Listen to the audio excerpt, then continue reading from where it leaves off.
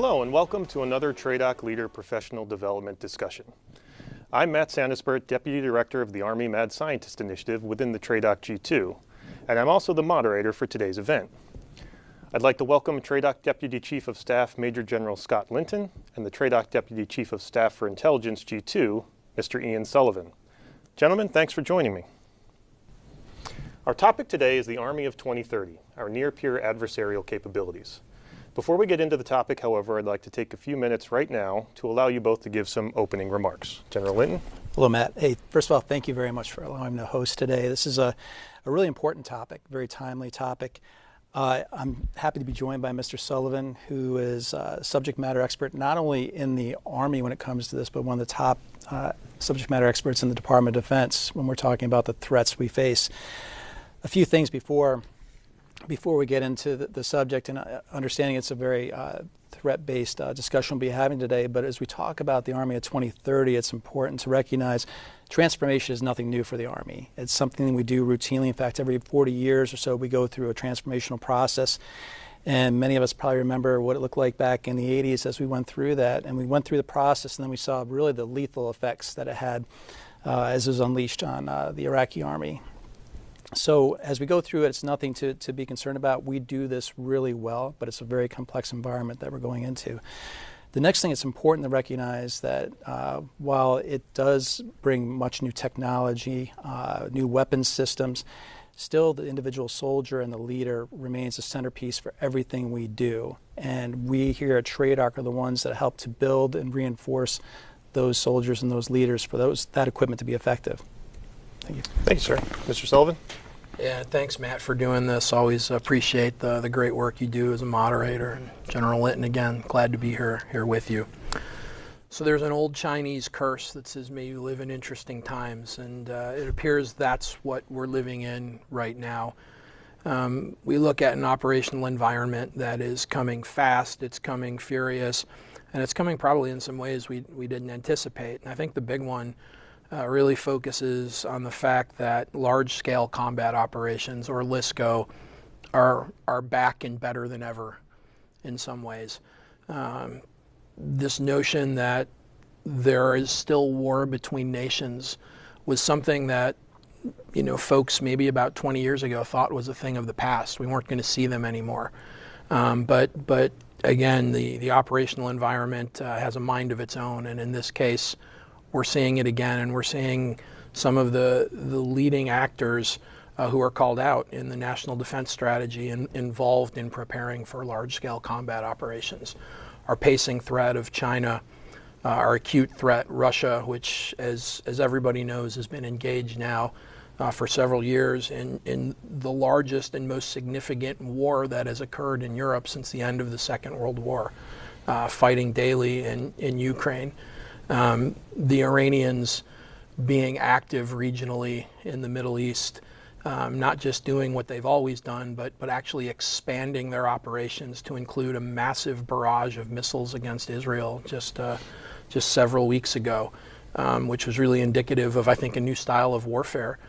And then North Korea becoming, again, a bigger player, continuing on with its missile programs, continuing on with its nuclear programs, but finding a new voice as part of maybe an adversarial axis, if you will, providing arms and munitions to the Russians as they go in their conflict in Ukraine. So really what we're seeing is a return of warfare, a return of large-scale combat operations.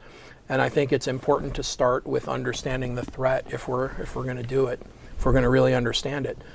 The last thing I'll say is the mantra of the TRADOC G2 is to know the adversary and make sure our customers do as well. And that's really what we're going to try to get at in some part today. And if you really know your adversary, and if you really know your enemy, you're not going to call them a near peer, particularly if we're talking about the pacing threat. Ladies and gentlemen, they're a peer. Their capabilities match, or in some cases surpass, our own. And it gets back to the great point that Major General Linton made. Our real edge are the quality of our soldiers and leaders. So with that, all right. Well, thank you both for those remarks. And allow me to thank you both again for joining me today to talk about this topic. The National Defense Strategy, and sir, you alluded to this in your comments, identifies 5 main threats to the United States. China as the pacing threat, Russia as the acute threat, North Korea, Iran, and violent extremist organizations. And while we focused on counterinsurgency and counterterrorism in Iraq and Afghanistan for most of the past 2 decades, we've recently adjusted that focus to, as you said, large-scale combat operations as a reaction to shifts in the geopolitical landscape. So these adjustments lead to changes in paradigms and mental models, but also changes in training and doctrine. And we now hear leaders describe our Army, as you did, as returning to a threat-based focus. So what does this mean? So to start off, it means that everything begins with a threat, right? Quite simply. But again, that's something different than, it's a different place than we were just a couple years ago when we were truly focusing on counterinsurgency and in what we were calling the war on terror, where we weren't focused on a specific adversary or a specific actor, but just on broad-based capabilities. Returning to a threat-based focus requires us to understand the adversary and what the adversary is all about. It's a broader study, and it needs to focus on a number of different aspects of it. From our perspective at TRADOC, what we are really interested in is how they fight, and how they fight at echelon, and then how they take the capabilities that they are developing and working them into that notion. How do they fight? So that's really what we're thinking about. The other point about what it truly means is that it's the start point of everything that we do, and everything that we do at Training and Doctrine Command. So whether it is in terms of preparing professional military education, understanding what we're going to teach at the centers and schools, that's got to start with the threat. If it's going to focus on how we train, how we run the OPFOR at the National Training Center, how we talk about the threat now in initial entry training. All of that, again, starts with the threat. Doctrine, equally so. You can't have doctrine unless you understand the enemy. That's the first point of it. So everything that we do starts with the threat. What I like to say is, for those of you with a poetic mind, it's literally Tennyson's Reason Why. Right, the charge of the Light Brigade. The reason why is the threat. And if we don't understand the threat, and if we end up in some kind of conflict with the threat, we'll be at a disadvantage. And we can't have that in a world with a pacing threat whose capabilities match or in some cases surpass our own. So again, it's just the first step to everything that we do. Yes, and really your comments mirror mine, that threat drives doctrine, doctrine drives modernization, and the challenge really is to take the lessons learned that your team of professionals are gathering and to turn that into doctrine to make it relevant in time, because it is the speed that we're learning lessons learned is incredibly fast that we're seeing on the battlefield today. Yeah, I think those are great points. As General Brito likes to say, paragraph 1's paragraph 1 for a reason, and that permeates throughout the Army, even in the tech development side. You have to know what the threat is to begin building. And we've gotten now a good look at some contemporary conflicts. There's been several that have broken out on the world stage: the Second Nagorno-Karabakh War, the Russian invasion of Ukraine, and the conflict between Israel and Hamas. These conflicts have provided us with the opportunity to observe militaries of different sizes and capabilities. So what are we learning about LSCO from these conflicts, and perhaps more importantly even, what is the threat learning? Yeah, that's really a great question, Matt, and I think it's probably one of the most important questions that we're being asked to think about today. And it seems like an easy question, but it's hard, and you got to break it down a little bit. The first thing I would say is we're seeing a lot of different things as we look at these various conflicts. I don't know if we've learned true lessons yet on all of them, because frankly we're still trying to figure some of it out. We don't know how the Russia-Ukraine war is going to end. I'm an intel guy. I'm not a magician with a crystal ball. What ends the conflict might end up being the most prescient lesson of all, and we just don't know what it'll be yet. But what we're seeing in all of these conflicts, I think, are some commonalities. And these commonalities and these observations are important, and I think they truly reflect what contemporary conflict is. What LSCO in 2024, really moving out to 2030, and probably beyond if we're being honest, means, and how it's different from how we may have visualized it, say, in the 80s with the Soviets in the Fulda Gap.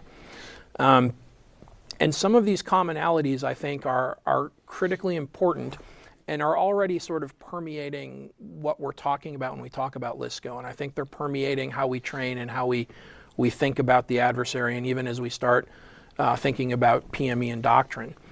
And so I'll hit on a couple of the things that I think that we're learning, and then I'll talk about what I think the adversary is learning. So the first thing is that even though we're a maneuver force, it's really hard to maneuver in contemporary conflict, and that's going to be a result of a number of the things that I'll say after that. But there's just a lot of things on the battle space that make it difficult to maneuver. And if you're truly going to maneuver, we're going to have to work some things out. And we're going to have to work out, I think, the relationship between fires, maneuver, and protection, and figure out the right ratio and how you apply it when, in order to make sure that it can work.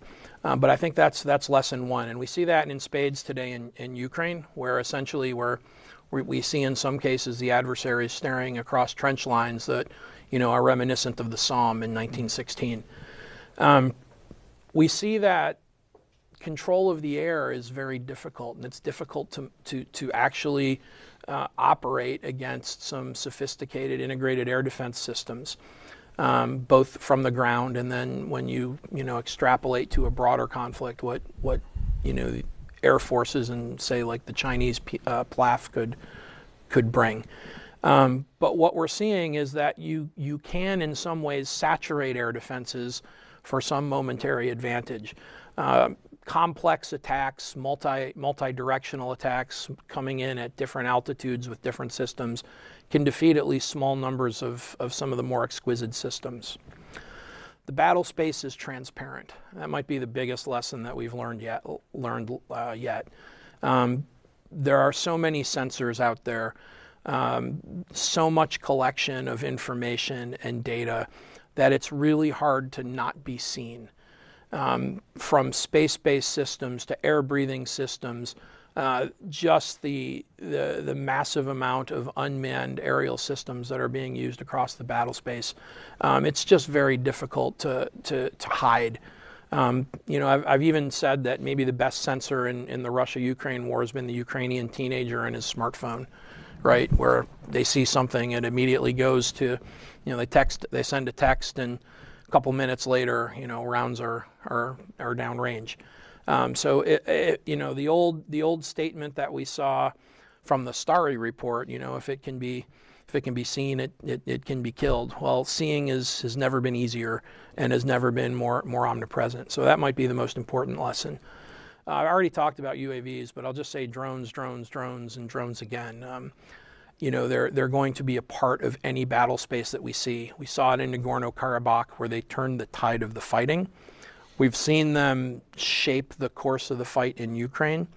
We've seen them used. Both Hamas have used them. Israel. We've seen the broader Red Sea conflict use the one-way attack drones. They're here to stay, and they're going to be part of the battle space. Enablers are going to be contested everywhere you go, be it logistics, C5ISR, right, command and control. You name the enabler, it's going to be contested, both kinetically and non-kinetically. And so again, understanding that is critical. And then the last thing I'll say is fires. Fires kills. Fires is perhaps the most lethal killer on the battle space, at least in Ukraine. And fires now is increasing in range, where you can kill at distances that you just haven't seen before. And when you extrapolate that to a fight in the Indo-Pacific, you're talking about, ranging across half of the Pacific Ocean, or even farther as we move beyond 2030. So these are some of the things that I think we're seeing. What are the adversaries learning? That's a tougher question, but I think we can break it down in a couple of bins. we've seen the Russians learn dramatically in the course of their fighting in Ukraine, and we've seen them adapt on the fly relatively rapidly, and we've seen them, frankly, get better as a result of it. We've seen the Russians make changes as the fight. We've seen them change their organizations. We've seen them change their tactics. We've seen them change their approach. We've seen them integrate new systems rapidly. And we've seen this rapid adaptation to a fight they probably didn't anticipate time and time again. So I think rapid adaptation might be the most important thing they've learned. Now for the million-dollar question, right? What are the Chinese learning? And that's a fascinating question, and we could probably do 3 hours on that. But I'll try to sum it up really quickly. They learned that fires are critically important. In fact, there are days where the Russians are firing 30,000, 40,000 rounds a day, right? And that's dramatic. When you think of some of the fighting that we did in the counterinsurgency, where maybe you're talking about a handful of rounds fired a week, when you're talking about 15, 20, 30, even 40,000 rounds a day, it's mind-boggling. The Chinese answer, and we've seen this in their writings, is, geez, I wonder why the Russians aren't firing as much as they should be. They think the Russians aren't firing enough. So that tells you what they're thinking, and it actually gets to one of their critical advantages, which is this just a massive magazine depth in terms of fires, and at ranges that the Russians can only dream about. So I think they're learning about that. I think they're learning about the importance of logistics, hardening themselves for sanctions, but also understanding that they need to probably build war stocks because they're learning that you go through them quickly in conflict. I think they're also learning that maneuver is hard, and I think they've seen the impact of ATGMs. They understand the importance of combat engineers. I think they're trying to work through that. I think they look at what they're seeing in Russia and say, why aren't the Russians more joint? Within the PLA, there's a big move towards jointness. And the fighting in Russia with Ukraine has really not been joint. And frankly, it has not converged domains effectively. And I think the Chinese would wish to do that. Can they do it is another question. But I think that's some of what we see them learning. I could go on all day about this. The last thing, I'll talk a little bit about Intel. I think their understanding about the ubiquity of sensing. They look at UAVs in a way that the Russians couldn't fathom. They have UAVs that operate from the platoon level all the way up to UAVs that they would intend to work on the domain level to try to control, say, the air domain. So they're looking at it in a different way. So the Chinese are paying strict attention to that fight.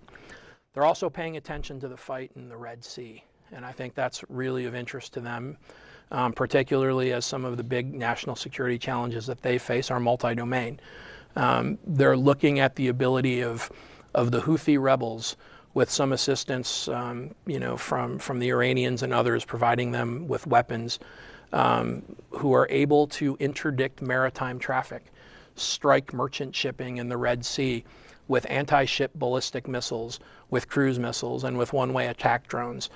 They're also getting a firsthand look at how the U.S. Navy is defending against these, and the Chinese will pay attention to that and learn.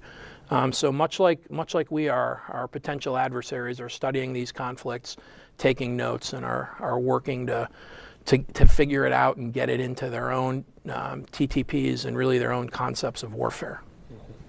So I'm seeing great transparency with our allies and partners when it comes to sharing or collection of and then sharing of lessons learned. I was interested if we have any knowledge or understanding of how the Russians are sharing information, lessons learned with potential partners on their side, or if they're being closer held. That's actually a good question, and it's hard to answer, and I don't know if I've seen any direct exchanges or lessons learned exchanges, but I would have to think that it's happening on some level, particularly because you've seen a number of, even while the Ukraine war has been going on, you've seen a number of Russian exercises, large-scale exercises where the Chinese have participated. So you would imagine that right. that there'd be crosstalk. We've even seen the Russians and the Chinese do things together operationally, joint patrols off Korea, air patrols. I think they've even done some near Taiwan. Just today I was reading an open source article. They're both operating maritime assets off Japan, and the Japanese Maritime Self-Defense Force was actually trailing some, I think it was a Russian destroyer and a Chinese oiler. So I would imagine that in the course of this cooperation, that some of that has to be happening. Absolutely. Yeah. And you brought up a really good point too. As a logistics officer, contested logistics, it can't be overstated. It's something that we've taken for granted, that we'll be able to move large amounts of soldiers and equipment to any theater, take the time that's necessary to set that in place, and then move out according to our own plan. And obviously no enemy in the future, especially in near peer, is going to allow us to do that uncontested. And then, of course, the sea lanes, and then even back in the United States, there are certain vulnerabilities we have. So thank you for bringing that up. Yeah, sir, I think that's one of the most important points. We always think wherever there's a war, we'll get there. But when you look at the distances and the regions, it's going to be incredibly difficult to see that logistics and sustainment happen. Absolutely. And sir, you brought up, the Chinese are observing these contemporary conflicts, and really they've had the opportunity. They haven't been in combat for quite some time. They've been observing us since the 90s. That's really spurred a lot of the changes in their modernization. So I think we often forget that they haven't had combat experience, but have been watching us for quite some time. So now that, let's look at LSCO now and the potential of a LSCO fight for the U.S. and turn to the homeland. So traditionally, we've viewed the homeland as a sanctuary. But the world's changed rapidly. You brought up the transparent battlefield, the ubiquity of sensors. Nation states, non-state actors, super-empowered individuals, common citizens all have global reach. So is there a threat to the homeland, and what are those threats, if we went to war against one of the adversaries we talked about? Yeah, it's another good question, and it's a hard question with a really hard answer to hear. But the answer is the homeland is no longer a sanctuary. I think as the adversaries that we face, particularly the pacing threat, look at our ability to mobilize and mass forces, it's really in their interest to stop that, to slow that down, and buy them as much time as they need to do whatever it is they're trying to achieve. So yeah, there's clearly a threat to the homeland, and we don't have to look any farther than the conflicts that are going on right now. I'll start with Russia, Ukraine. Again, everybody watches the news, and you see daily Russian strikes against the Ukrainian homeland using long-range standoff weapons. The Ukrainians are doing the same to the Russians, interestingly, and in some very creative ways, striking deep into the Russian homeland. So the homeland has certainly taken their share of kinetic hits in those fights. They've also taken non-kinetic hits, right? Cyber operations have been ongoing really for the course of the whole war.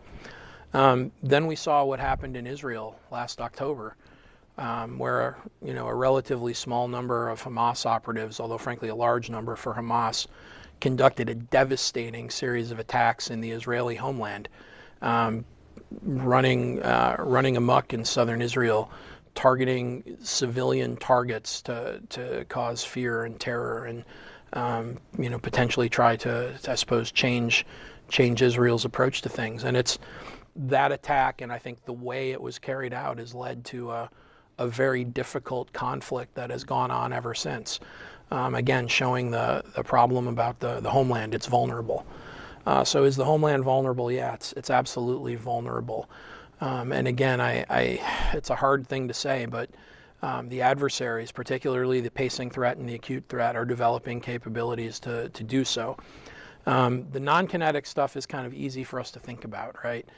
We've all seen movies and think we understand cyber operations, and cyber operations are very real.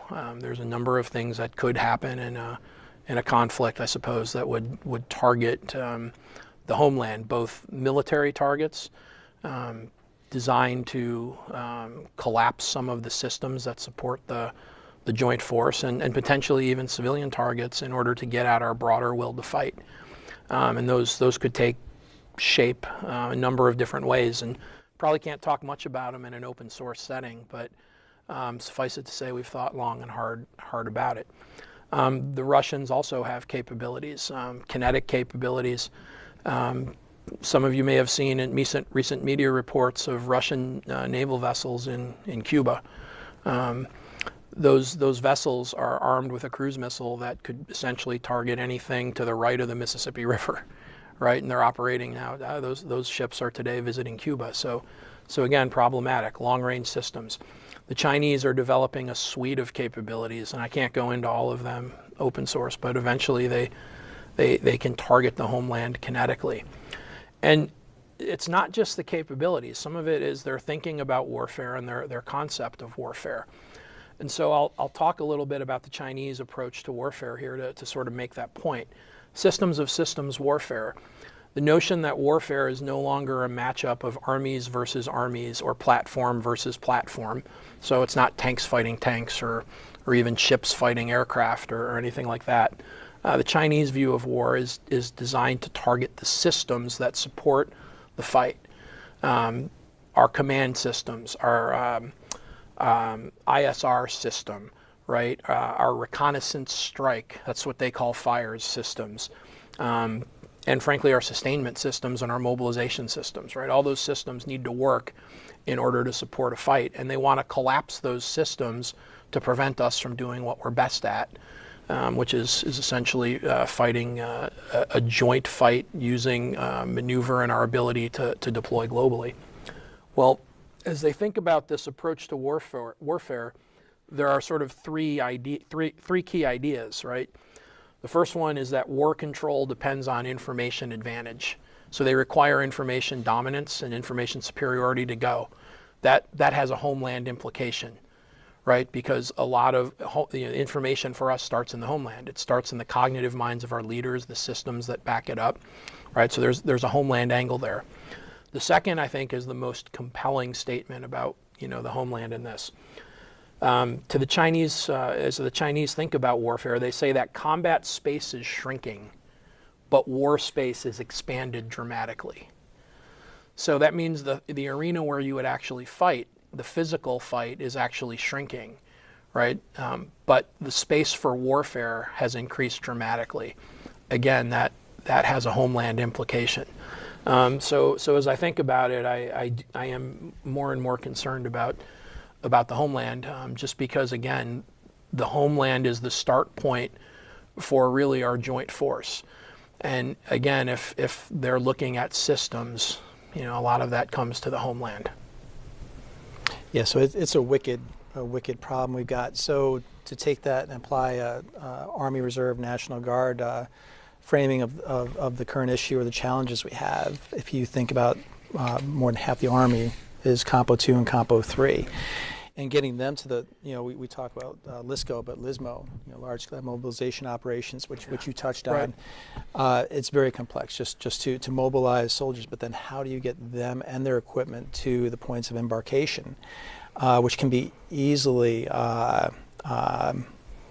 contested along the routes, whether it's the rail lines that have choke points, or it could be the use of influence they exert on unions loading ships, or other entities that play a part in the movement of equipment and troops. And we saw in New Jersey, I think it was just a .22 caliber rifle that somebody shot out some conductors and just wiped out the grid for a little bit. It can be very unsophisticated, and they have had decades to move resources and individuals into place that could be used if necessary. So it's a big problem. There's a lot of space to cover in the United States, and it's very difficult for us to cover it all and protect it all, protect all of our infrastructure. So it's something I think we'll continue to look at pretty closely. Yeah, Matt, there's a couple other things I was just thinking about that I probably should have touched on, but we talked about what it means in warfare, but the notion of also what it can mean in competition, crisis, and the transitions in between, the ability in particular to strike the cognitive becomes, I think, increasingly important. And a large portion of sort of our cognitive effort, again, begins in the homeland, and that's with the general population. We've seen our adversaries try to take advantage of that in the past, particularly in competition. We've seen them, work to sway opinions. We've seen them interfere in things like elections. We've seen them try to influence and foster divisions, within our own population, within populations of our allies and partners. And I think that's really important. I think the Russians have been doing it all along. You can go back to the Soviet days. The difference now is the internet. Social media makes it a bit easier. But again, I want to get back to the Chinese and some of their notions of warfare. One of their competition sort of theories is this notion of the three warfares, right? And the three warfares, again, target the cognitive. So that's the minds of our leaders and decision makers, and frankly, the minds of populations that you wish to affect. They wish to affect media warfare. So that is trying to sway narratives towards their favor and use narratives in order to discredit, using what we would call white, gray, and black information in combination, right? So that's some information that's true, some that's iffy, and some that's outright propaganda and lies, right? Mm-hmm. And then the third part, lawfare, right? This notion of using international law and legal systems against the adversaries. So again, all of this comes together in order to target inside the homeland and to target really the minds and thoughts and feelings, right, of a populace. And that's in some ways the most insidious threat and perhaps the threat that worries me the most. Yeah, I think those are great points. Both of them, both the cognitive side, contesting our ports of demarcation, because it comes down to soldier readiness at that point. And if they can, we call it win without fighting, although you could argue that this is a form of fighting, though not kinetic. What you're doing is you're having the homeland, the citizens, the soldiers disorganized, in disarray, fighting with each other. That degrades readiness. That they're able to reach their aims that way. I want to shift a little bit and talk about Russia currently in a contemporary conflict that we're watching. They're mired in a protracted war of attrition with Ukraine. They were a force that entered that war with significant combat experience, contentious relations with the West. While they're not making the gains they predicted originally, they have shown that they're willing to allocate massive amounts of resources, both material and personnel, to outlast Ukraine. But China, on the other hand, has a massive economy, largest active military in the world, but little combat experience. So knowing that, why is the PLA our pacing threat, not Russia, and how are they modernizing their forces? Yeah, that's a good question, and again, this is something that I could talk for a week on. So I'll try to do the relative executive version of this. The PLA, for those of you who don't, that's the People's Liberation Army. For those of you who don't follow what the Chinese military and what they're doing, has been engaged really since about 2015, 2016, 2017, that era, in what is probably the most ambitious military modernization effort that frankly I've ever seen. It started back in 2013-ish when Xi, who is premier, took over in terms of the Central Military Commission, and he started looking at the PLA, and a number of different failings became apparent to them, right? They had the five cannots, things that they couldn't do, and all of these different bumper stickers, which got to why their military was so far behind the West. And really, you can go even, if you want to go back, you can go back to Desert Storm. They did a number of these studies, but this mid 2010s is remarkable, because we're basically about 10 years into this modernization effort, and what we've seen is a Chinese force that went from in some ways a force that would have been at home in say the Vietnam War to a peer competitor of the United States, and they did this relatively quickly. They've invested a massive amount of their economy into the military, and it's hard to tell where the military economy begins and the civil economy ends, or vice versa. But they've brought on board a whole new family of systems, multi-domain, be it Army, Navy, their PLA rocket forces, the work that they've done, in C4ISR, cyber, all these new capabilities come on, and everybody's really fixated on them because some of them are pretty interesting and pretty capable, and again, some of them compare favorably to some of our own systems, or may even surpass them in the interim period. But really, it's the other part of this modernization that is truly telling to me. It's this notion that they understand that they need to develop a force that is capable of fighting and winning against what they call the strong enemy, and that's their term for the United States. So it's more than just building new equipment. They understand that they need a way of war, an approach to warfare. They need to develop a force that is more modern, is more flexible, is more joint, that can fight multi-domain, and can take on the United States and prevail. And that's really what they're trying to do. Now, they've made remarkable progress, but they're certainly not there yet. In their own mind, their goal is to be the world's dominant military by 2049, which would be the 100-year anniversary of the founding of the People's Republic of China. That's what they're looking toward.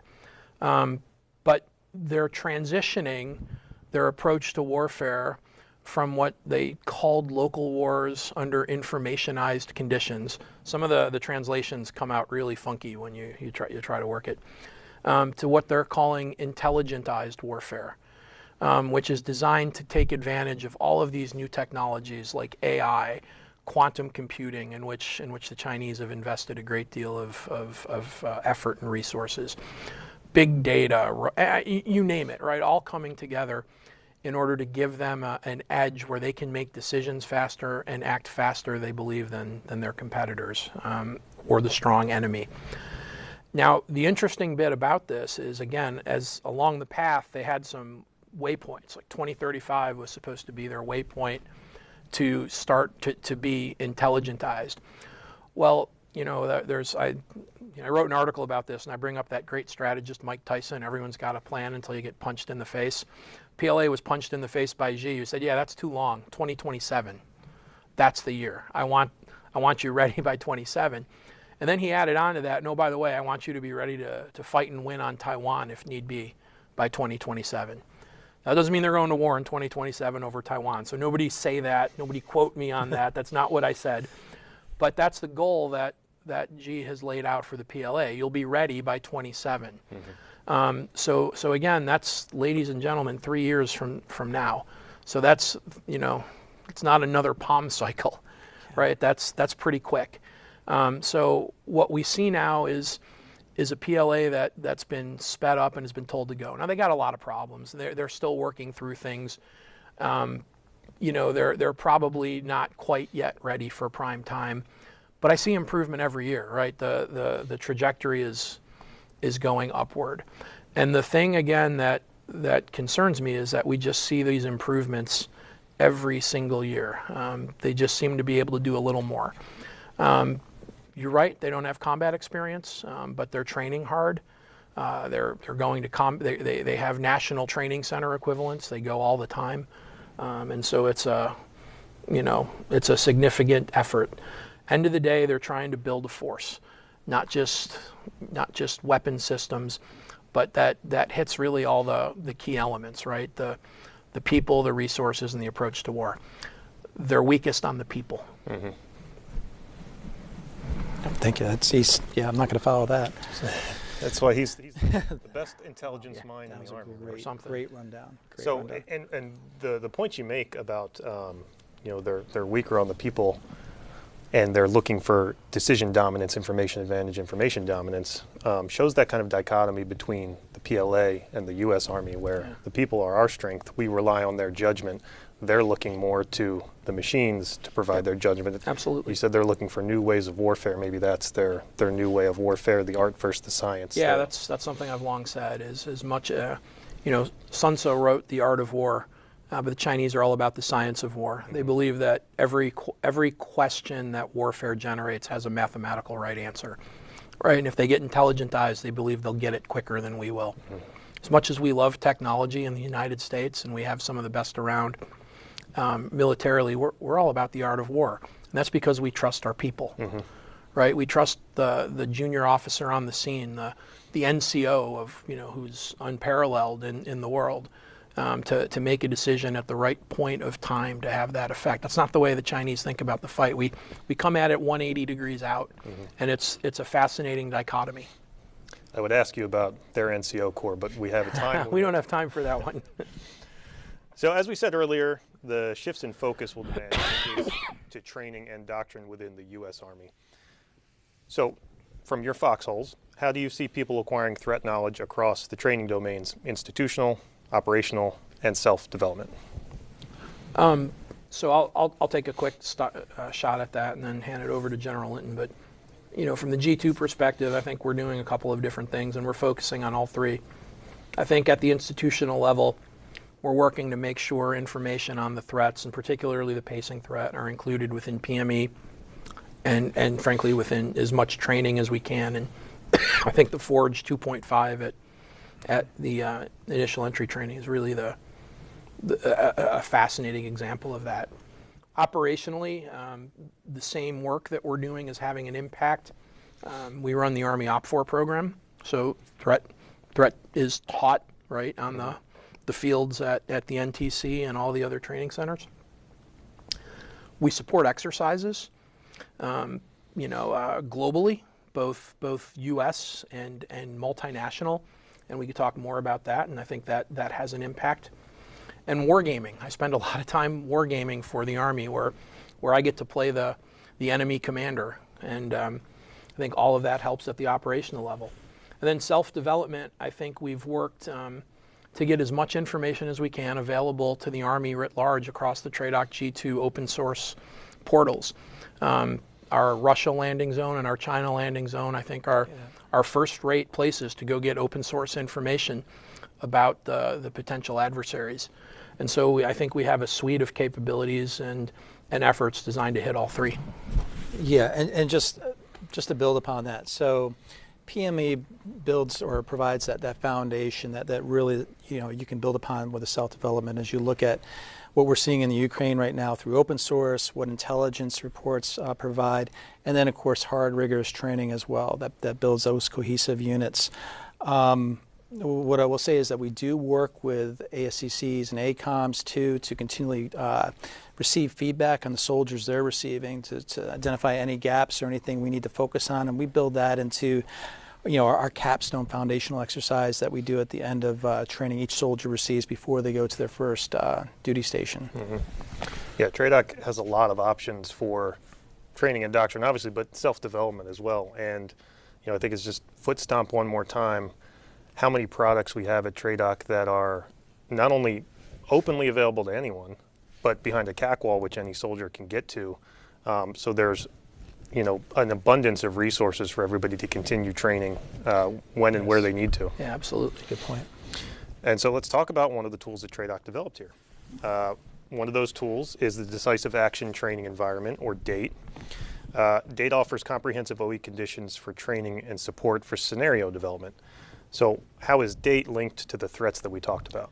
Yeah, so DATE's a spectacular, I don't want to call it a product because that's not what it is. It's actually sort of a world-building tool and an ability to, an OE unto itself, and it's broken down regionally. And what it does is it takes real-world, thinly veiled intelligence, sort of fictionalizes some of it. So because by law and by regulation, we're not allowed to say we're training against any specific threat. And it also makes it easier to work at an unclassified level with our allies and partners. So we have a series of fictitious nations, but all of it is based on real-world intelligence. So the threats that the national security, the national defense strategy postures, each one of them has a DATE clone, right? And it was initially designed as a training tool to train soldiers, to train them in their individual tasks. But it's grown, and it's done things that I didn't think were possible. And it's done this because of the partnerships that the DATE team has formed both within the Army, the Joint Force, and most fascinatingly, if that's a word, with our allies and partners, particularly our Five Eyes partners. I'll give a little story, a little vignette from last year. So last summer, I spent about 10 or 12 days in Australia checking out exercise Talisman Sabre 23. It was an Australian-led exercise held in several areas within Australia, but largely in the Townsville area up north, involving, I wanted to say something like 17 nations and 30,000 soldiers, 35,000 personnel, from not just multiple nations, but multiple nations, navies, air forces, and armies, coming together, right, in a show of cooperation among allies and partners to conduct this exercise. DATE is what underlined it. The OE that was used as the exercise was all DATE. So the excuse me, the adversary was Olvana, which is one of the clones for the nations, for one of our adversaries. So if you think about this, right, and it's out in the Indo-Pacific. Olvana is essentially the clone for the Chinese, right, for China. So if you think about this tool that we developed, right, to support training, and now has gone broader because it's integrated within our PME, right? They're using it in a series of scenarios that support work within the educational structure, CGSC, the COEs, what have you. It's working into the programs of instruction as we speak. But it's doing more than that, right? I mean, think of Talisman Sabre alone, right? The largest exercise run in the Indo-Pacific region in years.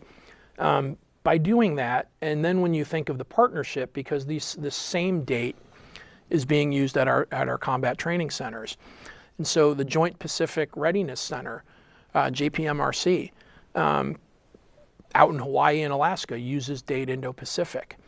So units that train run through the DATE scenario. They become acquainted with the adversary. They understand how they fight at echelon, everything that we talked about before. So you link all of this together. What does DATE do? It means it builds regional readiness, right? It enhances the capabilities of our allies and partners. And this is the one that really blows me away when you think about it, right? Because I don't think any of us would have ever thought about this when DATE was created. It plays a role in regional integrated deterrence against our adversaries. Because if you're the PLA and you saw the United States and its allies and partners, 16 nations, 35,000 troops, move from around the globe, right, across the various domains to hold an exercise, that has impact on their thinking. Yeah. And that hopefully contributes to the thought, not today, because that's what the U.S. can do. And it was DATE that underlined it. I mean, it's a remarkable kind of thing. And TRADOC, which is focused on training and doctrine, is having that broader role because of DATE. It's a fascinating story. And incidentally, DATE is now going to be used on, and I don't think I can go through them all open source, but another 4 or 5 significant major regional multinational exercises over the next year or two. One of the ones I can say is RIMPAC, which is one of the most significant exercises that Indo-PACOM has. The interesting thing about this, it's happening because the Australians demanded it, right? The Australians, our partners, said, we're all in on DATE. We love it. We want to use it. And it's the Australians who helped really convince our own joint force to use it. So it's a remarkable story. And it means that TRADOC is having an impact well beyond what we ever considered, really because of this OE. Yeah, and just to reinforce that, so I had the opportunity to capstone earlier this year, and so obviously a very heavy joint platform with senior joint leaders and organizations and the Five Eyes as well represented, and overwhelmingly positive reviews of DATE. And specifically one of the things that they mentioned that they liked is also the multi-domain aspect of it that allows them to exercise. So an unbelievably successful program, very well received out with our allies and partners as well. Yeah, I don't think I can overstate its significance. As someone who's in the G2, just to give you an example of, how massive this thing is, I know very little about it because it's such an in-depth, like you said, it's not a product anymore. It's so in-depth, but it's had such great success. Yeah, and the thing I'm embarrassed to say, but I do it anyway, is I was a date skeptic for many years. Even when I worked in the G2, I was like, well, why do we have this when we could just use real world?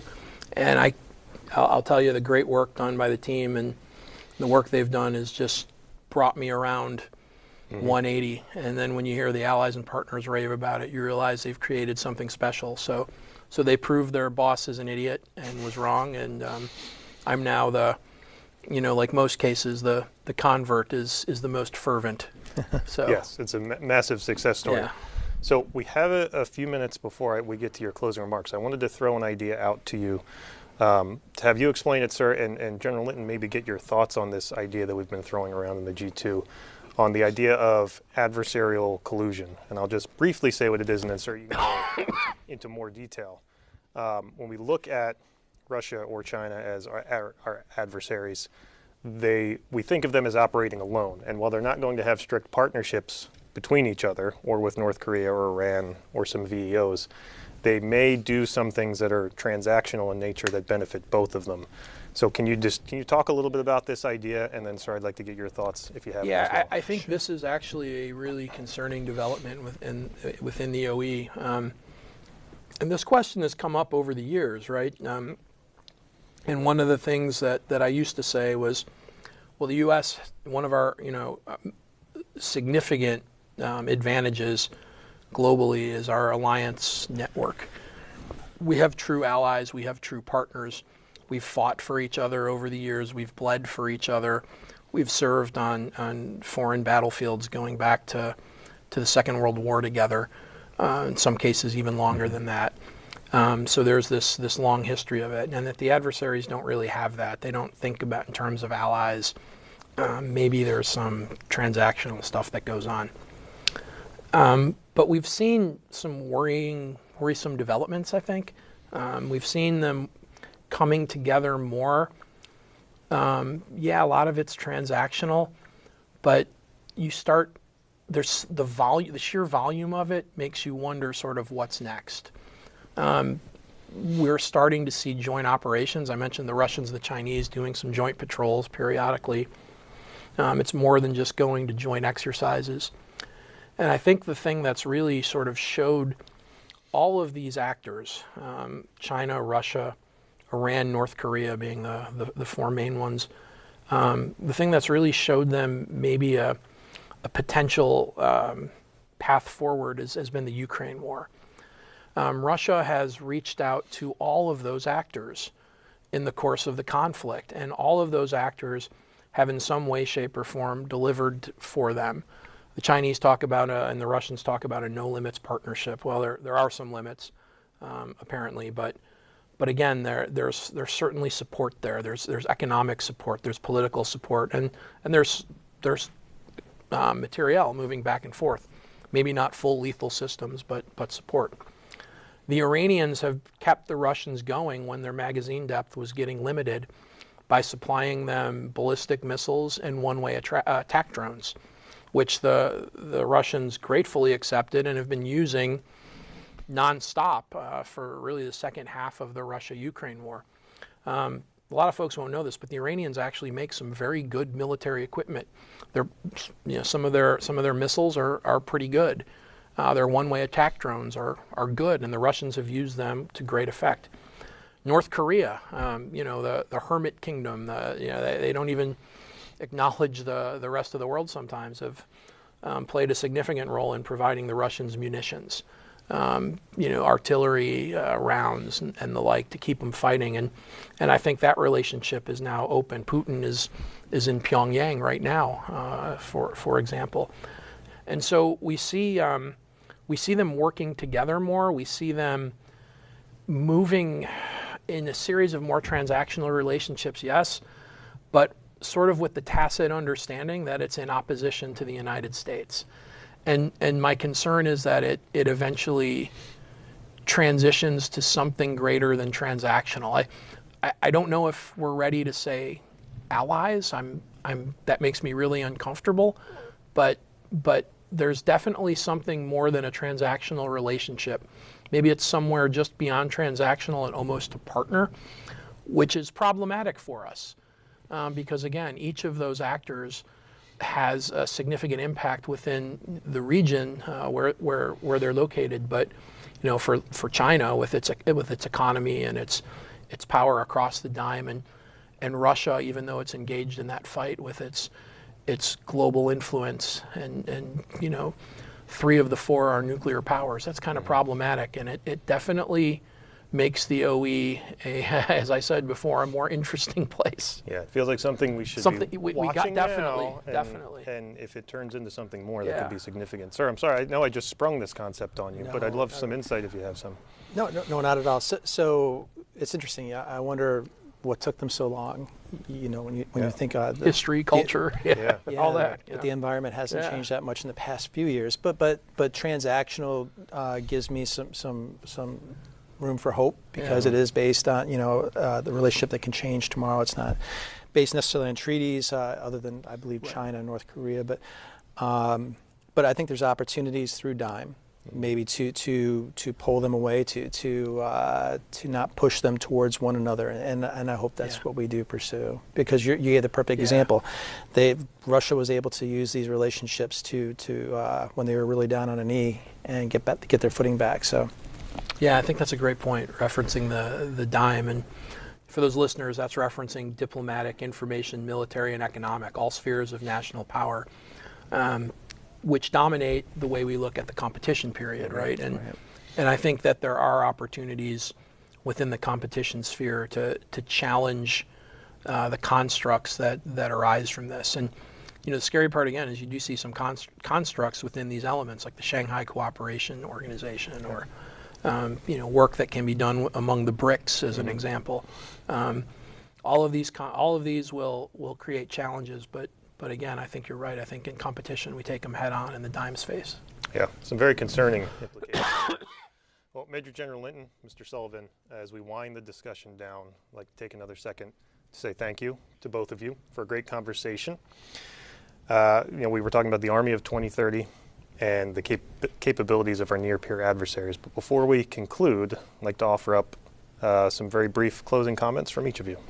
Yeah, so just really quickly, we live in really interesting times, dangerous times, but we're able to witness a state-on-state conflict in real time and take those lessons learned that we're currently using to build our training and our doctrine.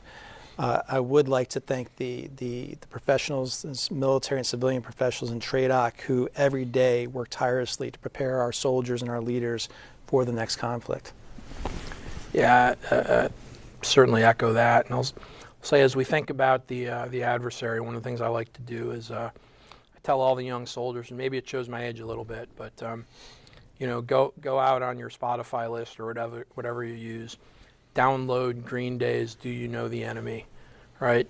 Just play it over and over in your head, because we have to know the enemy, we have to know the adversary, because if people are going to be at our advantage, they have to be prepared, and they're prepared by understanding the adversary.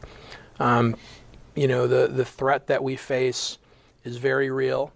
I talked about it a second before, in that there's a fight tonight mission. We all see the news, we've all seen things happening in the Indo-Pacific region, very close contact between U.S. aircraft, Chinese aircraft, Chinese destroyer that heaved across a U.S. destroyer at about 100 yards.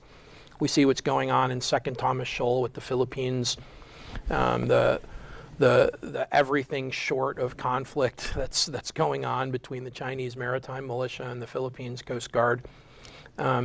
We see what's going on in the Middle East, the Red Sea, which is actual conflict, including strikes against the United States, and the U.S. doing a spectacular job at defending against a large Iranian strike against Israel, and the work that's being done every day against the Houthis, the work that's going on in Russia to try to keep the Ukrainians afloat. This OE is real. There's a fight tonight mission with all of that. Talked about China. There's a 2027 mission if the Chinese are serious. That concerns me, because it's inside 2030, which is the Army modernization target, although we will get large pieces of that modernized force before 2030. But at that point, for us, that's people.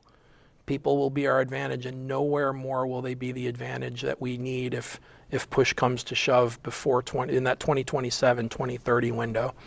And so that's why I get back to, do you know the enemy? Because if you're not ready for this threat is mind-blowing.